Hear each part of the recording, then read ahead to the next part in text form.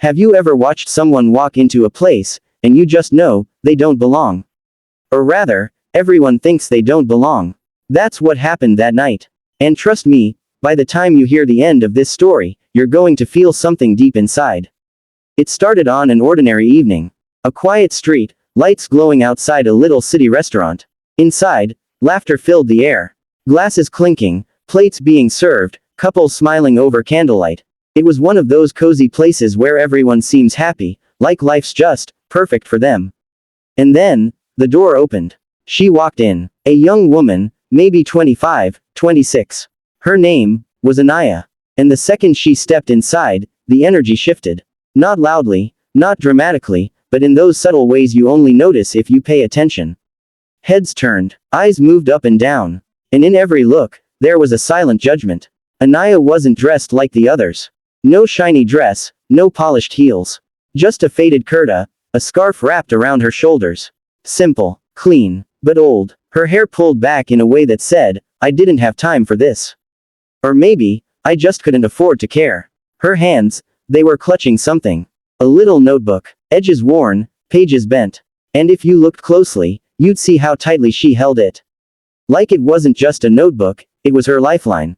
She paused for a second, maybe to gather courage. Maybe to hope someone, anyone, would smile. Nobody did. She walked toward a corner table. Empty. She took a step forward, ready to sit, and then. Sorry, this seat's taken. The voice came from a woman in a glittering black dress.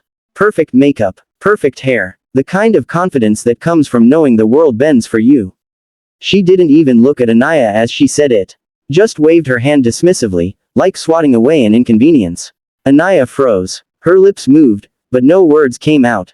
She nodded softly and stepped back. She tried another table. This time, two men looked up from their drinks. One of them smirked. The other said, we're waiting for someone. They weren't. You could tell. But Anaya didn't argue. She just smiled, tired, small, and moved on. Again. And again. Each time, the same thing. Polite rejection wrapped in fake excuses. But the real reason, she didn't look like she belonged. And the worst part, the waiters saw. They saw her struggle. And they did nothing. Pretended to be busy. Eyes sliding past her like she was invisible. In that moment, you could almost feel what she felt. That burning in her chest. The humiliation. The voice in her head saying, what are you even doing here? Just leave. And maybe, she was about to. Her fingers tightened around that little notebook. Her breath, shaky. Her steps, turning toward the door. And then, excuse me, miss. The voice was calm, warm. She turned. He was sitting at a table in the corner. A man, maybe early 30s. Simple clothes, a light blue shirt, jeans. Nothing flashy. A book lay open in front of him, a half-empty cup of coffee by his side.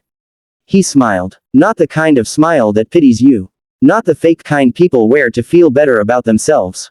This one was real. You can sit here, he said. For a second, Anaya just stared. Almost like she didn't believe it. Like after all that rejection, kindness felt suspicious. But then, slowly, she walked over.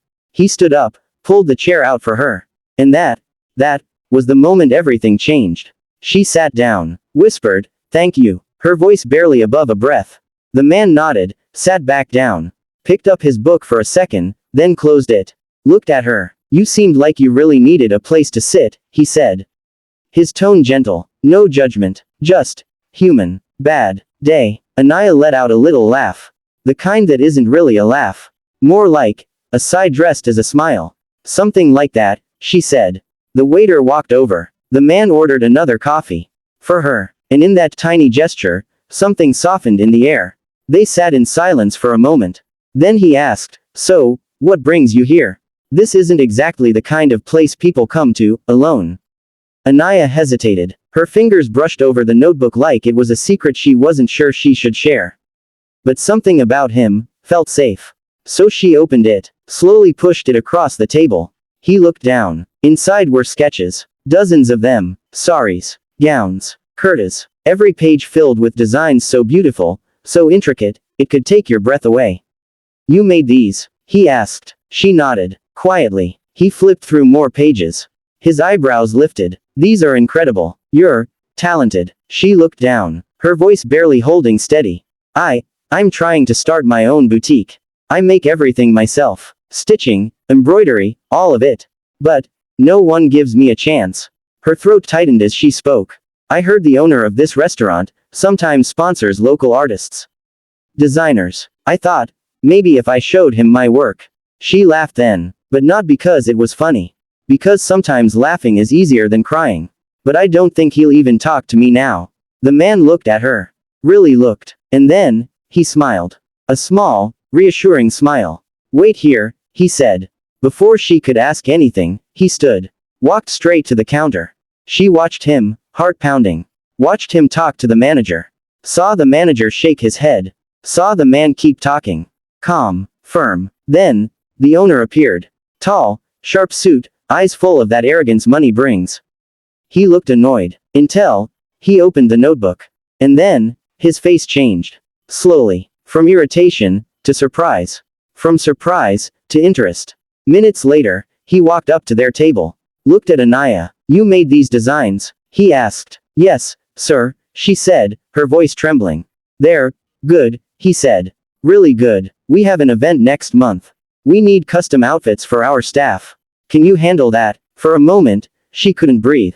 Yes, she whispered. Then louder. Yes, sir, I can. He nodded. Come to my office tomorrow. We'll discuss details. And just like that, he walked away. Anaya sat frozen, her hands shaking, her eyes wide with disbelief. She turned to the man. What did you say to him? He smiled. Just told him the truth. That talent like yours deserves a stage. And if he doesn't give it, someone else will. Her lips parted, but no words came, because sometimes, gratitude is too big for words.